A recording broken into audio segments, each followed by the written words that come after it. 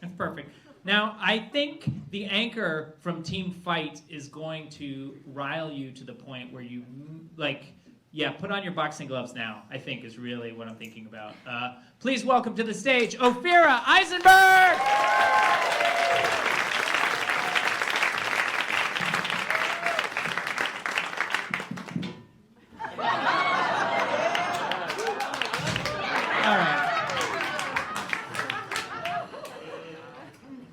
I didn't break it, right? All right. First of all, hi, everybody. I just would like to respond to some of the arguments from Team Flight. Jeff, I just want to say, you're a form of fighting right here by staying here after that Ukraine joke, which I thought was both too soon and fantastic. It was a mark of someone who likes to fight.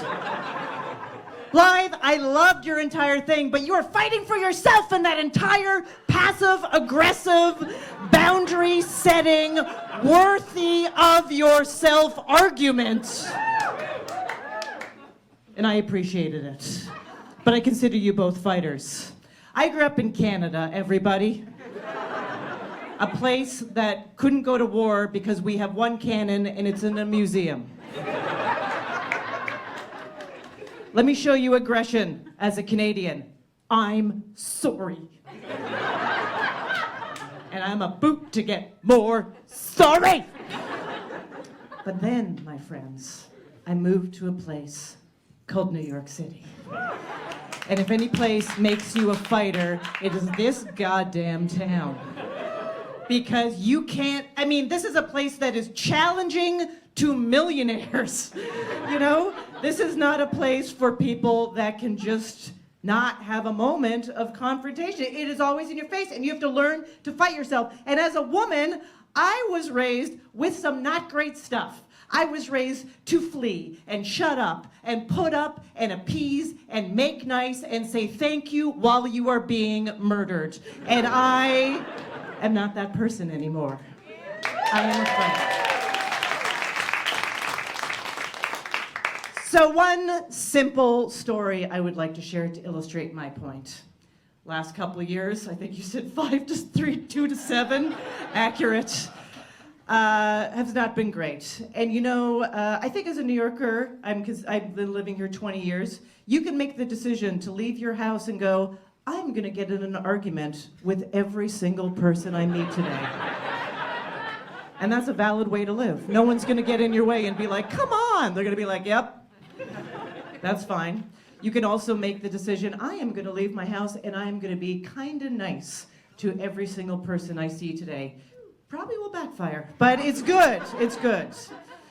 The masks, we're all wearing masks right now, thank you. And I will say that the masks, to me, during the course of the last couple of years, became a physical and visual representation of who I thought deserved to be here and who I wanted to be like, you know what, fucking move, all right?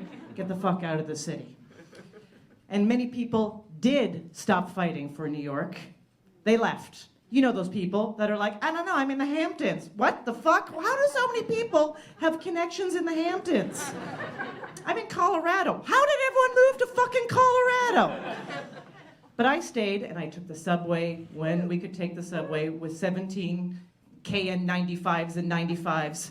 And I would look at people not wearing masks and I would freak out and I would flee. I did a thing all the time where I'd go onto the car and look at the people wearing the masks, right? And I'd find the people that was the threat, the danger, and I didn't want to fight. Why? Because I didn't want to get murdered, so I would switch cars. And sometimes I would start at the beginning of the train and I would switch cars all the way to the back of the train because there was always someone that was like, what? And I wanted to just go up to them and say, why? Why? Why? Can you tell me why? Have you given up? Do you have a secret? Or is it a politics thing? What is it? But I did not say anything. And then one night, I got on the subway at 1 a.m. No. 1 a.m. Yes. I know, already a frightening tale. And it was an R train. Very frightening. I know, the longest train of all. And I got on and it was just 2 men on the train, just 2 men. Yeah, so what do you do as a woman? You sit on the side and you assess. And one guy was sitting down and he was just shaking. There was a lot of energy moving through his body. He was just shaking. He had a mask on, but he was just shaking. And I feel like you have to make an assessment. Are these people threats or just New York characters? Okay? So I'm watching this guy shaking with his mask on, and I'm like, I don't know, anxiety, panic attack, heroin, whatever, New York character. But then the other guy standing up, he had on a lot of beaded bracelets, New York character, but he had a fedora, threat. Right? And no mask, he had a no mask.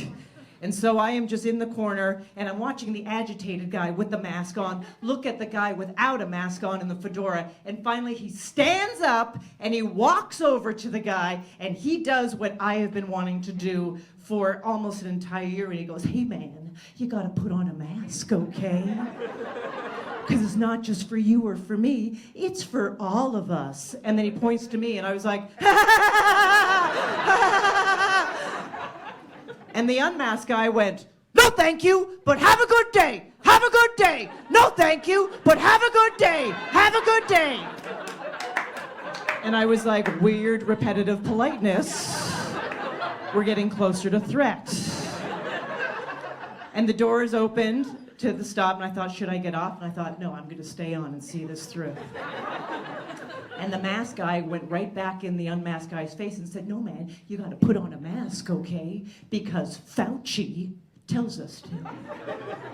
And the word Fauci was like a password, I think, into the unmasked guy's soul to like unlock his crazy, And he started walking up and down the car, ranting, going, Fauci, Fauci, Fauci is an actor. Fauci is an actor hired from Hollywood. Fauci is an actor. And I did say, oh yeah, what else has he appeared in? But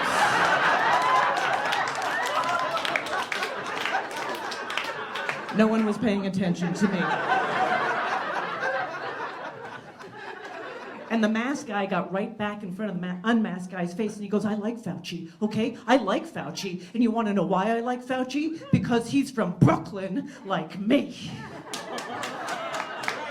And the unmasked guy goes, oh yeah, you're from Brooklyn? He goes, yeah, I'm from Brooklyn. And you know who else I like who's from Brooklyn? Captain America. And the unmasked guy goes, oh yeah, I like Captain America. And the masked guy goes, yeah, you like Captain America? Well, you know who I don't like so much? Spider-Man. And you want to know why? And they both go, because he's from Queens. And then they have a little chatter about the Marvel Universe. And then the unmasked guy fishes out a mask from his back pocket and puts it on, and he goes, I'm not doing it for you, and I'm not doing it for me. I'm doing it for Captain America. I'm doing it for Captain America. And I was like, did I just witness the two stupidest people on the planet finally talking? Or was that masked man Captain America? That might have been Captain America. But that, my friends, was fighting. And I was emboldened by that. And I thought it is possible to change hearts and minds simply by talking to people. And that, in a way, in New York, talking to a stranger is a form of aggression. And the next time I was on a subway with other people, but I sat down beside someone that was unmasked, and I turned to them and said, hey, I don't know if you have a mask, but if you could put it on, that would be really great. And they said, go fuck yourself. And then they got up and moved. And I was like, this is who I want to be. I want to be Miss Marvel. Thank you very much.